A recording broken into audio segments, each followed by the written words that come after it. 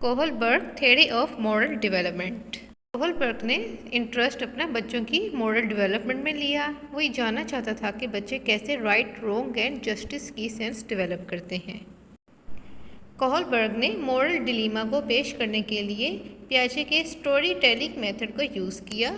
इसने moral dilemma की एक स्टोरी अपने सब्जेक्ट्स को पेश की और उनसे मुख्तलिफ क्वेश्चन किए और फिर उनके आंसर्स की बेस पे इसने एक थ्योरी प्रेजेंट की।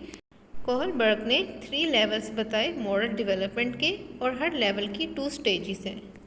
हैंस की स्टोरी में उसने ये बयान किया कि एक औरत है जो कैंसर से मरने वाली है और उसको बचाने के लिए उसके हस्बैंड को एक ड्रग चाहिए जो कि $4000 की मालियत रखती है, लेकिन हैंस के पास पैसे नहीं हैं। उसने केमिस्ट से कहा कि मुझे उधार दे दे या ड्रग दे दे, लेकिन डॉक्टर ने इनकार कर दिया कि वो उसे ड्रग नहीं दे सकता। अब हैंस को क्या करना चाहिए? क्या हैंस को लेबॉर्ट्री तोड़कर ड्रग को चुरा लेना चाहिए? और अगर वो ये लेबॉर्ट्री तोड़कर ड्रग को चुरा लेता है और नेक्स्ट डे उसका कोई दोस्त है जिसे न्यूज़पेपर में रिपोर्ट नज़र आती है कि लेबॉर्ट्री के अंदर चोरी की गई है और वो पुलिस ऑफिसर हैंस का दोस्त होता है, क्या उससे कानून को बता देना चाहिए कि हैंस ने ये ड्रग चुराई है या नहीं? और अगर पुलिस ऑफिसर जो हैंस का दोस्त भी है वो कानून को बता देता है और हैंस को कानून गिरफ्त में ले लेता है और उसको क्या उसे 2 साल की जेल सुनानी चाहिए कि नहीं? क्योंकि उसने तो सिर्फ एक पर्सन की जान बचाई है और अगर वो पर्सन उसकी बीवी ना होती कोई और होता तो क्या उसे करना चाहिए था? क्या हैंस ने सही किया दवाई चुरा कर? या फिर अगर उसकी बीवी मर जाती तो क्या केमिस्ट को अरेस्ट करना चाहिए था? इस तरह के सवालात उसने सब्जेक्ट्स के आगे रखे और फिर उसने ये थ्योरी बनाई। ये पहला लेवल है जिसे कबल इखलाकी सतह कहते हैं। इससे बच्चा इखलाकियात को मद्देनज़र नहीं रखता, बस वो काम करता है जो उसके माइंड में आता है। इस स्टेज में बच्चा अथॉरिटी की सुनता है ताकि उसे सज़ा ना मिले। उसे खौफ होता है कि अगर उसने बात ना मानी तो उसे अथॉरिटी सज़ा देगी। इस स्टेज पे बच्चे सिर्फ इस तरीके से अपने एक्शंस को जज करते हैं कि जो चीज़ उन्हें सज़ा से बचा सके वो अच्छा काम है और जिसे सज़ा मिले वो बुरा काम है। इस स्टेज में बच्चे रिवॉर्ड चाहते हैं। वो कोई भी बात अगर किसी की मानते हैं तो बदले में कुछ रिटर्न चाहते हैं। दूसरे लफ्ज़ों में बच्चे के अंदर लॉस एंड प्रॉफिट की सेंस डेवलप होती है। Conventional morality. इस स्टेज में बच्चे के अंदर क्लियर कॉन्सेप्ट हो जाता है कि स्टैंडर्ड बिहेवियर क्या है, अप्रूवल क्या है, डिसअप्रूवल क्या है दूसरों की तरफ से, तवक्कुआत क्या हैं, social loss and loyalty towards the country. Right orientation. इस दौर में दूसरों की नापसंदीदगी से बचने की कोशिश की जाती है।